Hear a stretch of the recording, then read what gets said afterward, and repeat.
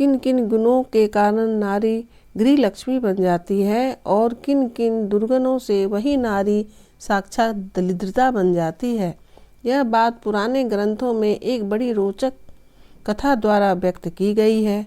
हम उस कथा का यहाँ संक्षिप्त वर्णन करते हैं, जिससे पाठक और पाठिकाएं इसका मनन करके अपने घर को लक्ष्मी आवास बनाने में सफल हो सकें तथा दरिद्र दुर्बुद्धि की संभावित आपदाओं से बचने के लिए सावधान भी हो सकें।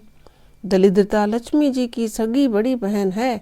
पुराणों में वर्णन आता है कि जब समुद्र मंथन से भगवती लक्ष्मी निकली और भगवान विष्णु के साथ उनका विवाह होने लगा तो लक्ष्मी जी ने कहा, भगवान आप तो स्वयं शास्त्र मर्यादा के निर्माता हैं।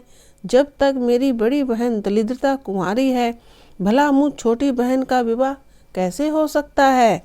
तुम्हारी बड़ी बहन भी है, यह तो अभी मालूम हुआ। क्या नाम है उसका और अभी तक वह कुंवारी क्यों है? भगवान विष्णु ने पूछा। लक्ष्मी जी ने अपनी बड़ी बहन दरिद्रता का परिचय देते हुए कहा कि वर न मिलने के कारण ही अभी तक उसका विवाह न हो सका है। भगवान विष्णु आखिर दरिद्रता के लिए वर खोजने निकले।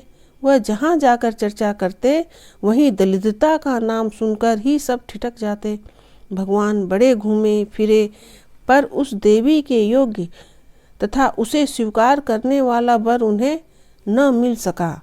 अंत में उन्हें उद्दालक मुनि के चरण पकड़े और प्रार्थना की कि अन्य किसी दृष्टि से न सही, परोपकार के लिए ही सही, वे दरिद्रता से विवाह कर ले। उद्दालक ऋषि सहमत हो गए। विवाह संपन्न हो गया।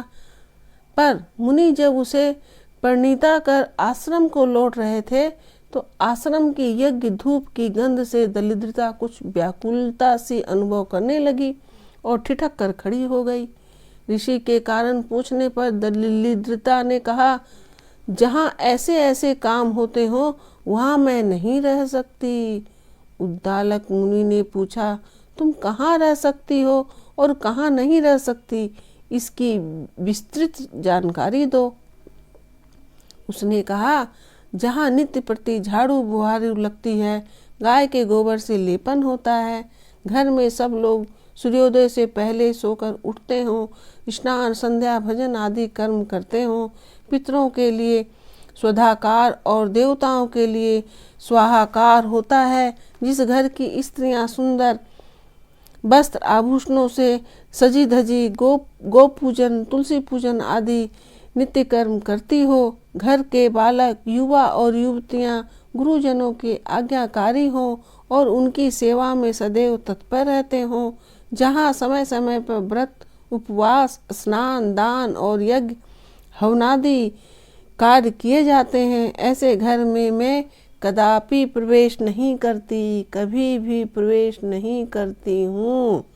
किंतु मैं ऐसे स्थान में सुखपूर्वक रहती हूँ जहाँ के घर के लोग सूर्य चढ़ जाने पर भी खर्राटे की नींद ले रहे हों, जहाँ झाड़ू बुहारू न लगती हो, कभी गाय के गोबर का चोका न लगता हो, रात के जूठे बर्तन दोपहर तक और दोपहर के बर्तन रात तक बिखरे पड़े रहते हों, मक्खी और मच्छरों की भिनभिनाहट हो, जो घर सदैव मुखरित हो रहता है, जिस घर की स्त्रियां मेले कुचेले वस्त्र पहनकर और रूखे बिखरे केस वाली स्त्रियां एक दूसरे से प्रायः सुबह शाम लड़ाई झगड़ा करती रहती हो, वृद्ध जन छोटे लोगों से डांट डपट मारपीट से पेश आते हों, जहाँ छोटे गुरुजनों के आदेश की अवहेलना करते हों, ऐसा कहकर दरिद्रता जिद करके अपने स्थान पर वापस आ गई।